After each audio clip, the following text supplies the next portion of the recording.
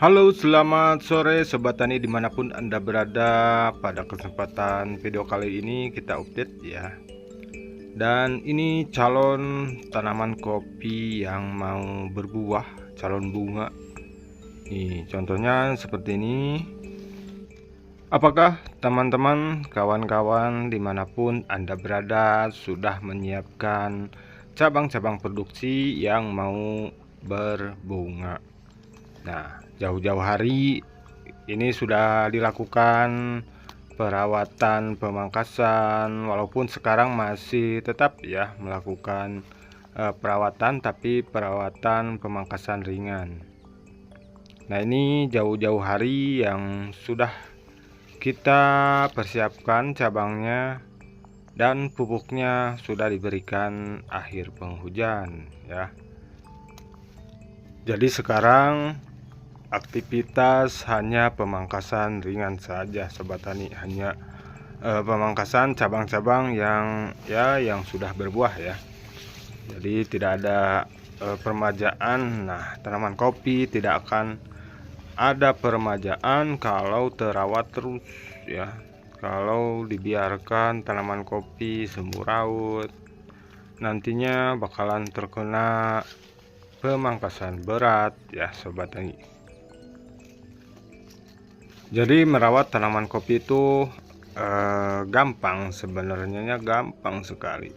Untuk pemula juga sangat bisa dilakukan, asalkan hanya butuh tepat saja ya. Kalau misalkan sudah pasca panen, lakukan pemangkasan, lakukan pemupukan. Kalau sudah waktunya kemarau ya, jadi sudah ada cabang yang siap berbunga. Jadi seperti itulah ya. Jadi tidak ada yang susah-susah.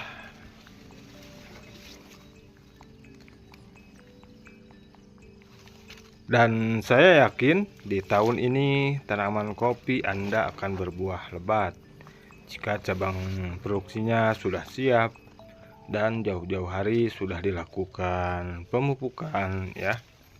Jadi sekarang didukung sama cahaya ya, jadi cuaca sangat bagus ya Sobat Tani. Nah, contoh seperti ini ya Sobat Tani, jadi tunas air. Kenapa tunas air sering tumbuh? Karena memang disinilah tempat tumbuh tunas air ya Sobat Tani. Tunas air ini sangat cepat, jadi cepat menyerap nutrisi juga ya. Jadi harus kita buang juga ya, bersihkan. Nah, kalau misalkan masih kecil biarkan saja ya. Nanti kalau sudah satu jengkal lebih enak kita dalam hal pembuangan tunas seperti ini ya. Jadi banyak sekali pertanyaan ya dari kawan-kawan kita yang berada di luar sana. Jadi apa pupuk untuk tanaman kopi agar berbuah lebat ya? Jadi semua pupuk itu ada fungsi-fungsinya ya, seperti NPK ataupun KCL ataupun berpasang-pasangan. Yang penting unsur hara nya lengkap saja ya. Jadi tidak hanya pupuk urea terus ya, jadi tidak hanya pupuk Ponska, jadi harus lengkap kalau pupuk kimia. Kalau lebih bagus ya 1 tahun sekali itu kalau ada pupuk kandang, itu lebih bagus untuk menjaga kehidupan tanah.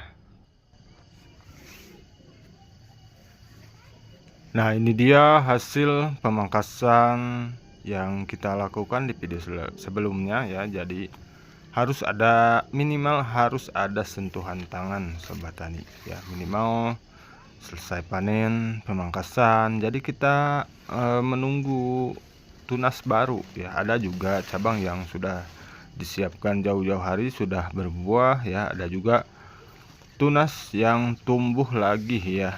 Jadi bahan produksinya tumbuh lagi. Ketika cabang produksi kurang ya, maka kita tumbuhkan lagi ya, tambah lagi.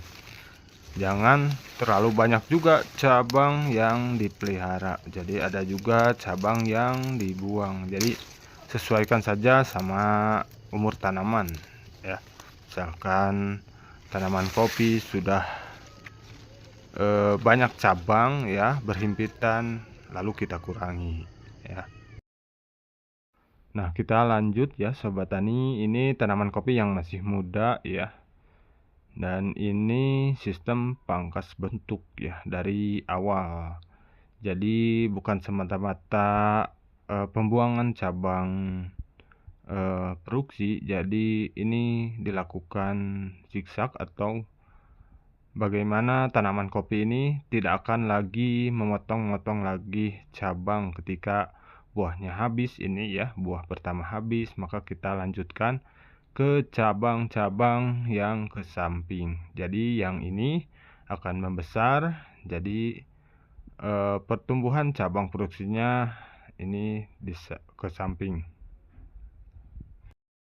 Nah, pemangkasan bentuk itu ada dua ya, ada yang baru 1 meter itu dilakukan pemangkasan bentuk ya, jadi sistem 2 tahap. Dan kalau yang seperti ini 1 tahap dilakukan setelah tinggi ideal. Jadi tinggi ideal sekitar 170 kita pangkas bentuk ya.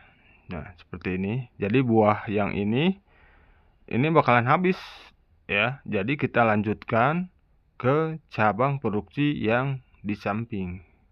Ya, jangan berharap di batang ini akan terus tumbuh buah. Jadi tanaman kopi itu ya, jadi kita harus melanjutkan setelah buah pertama habis, kita lanjutkan ke cabang yang seperti ini ya.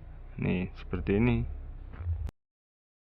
Nah, cabang berkelanjutan ini yang seperti ini ya. Jadi buah pertama yang ada di batang primer ya, jadi habis, maka lanjut buahnya bakalan berada di sini.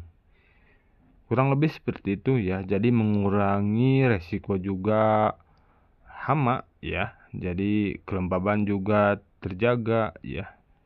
Nih, seperti ini.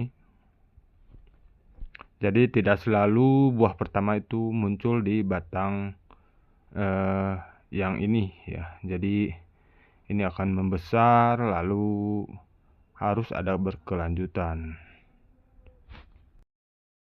Tinggal kita pelajari saja ya. Jadi semua petani hanya bisa sharing-sharing ya, seperti saya sharing-sharing pengalaman. Jadi bagaimana pembentukan cabang ya. Jadi tanaman kopi itu jangka panjang.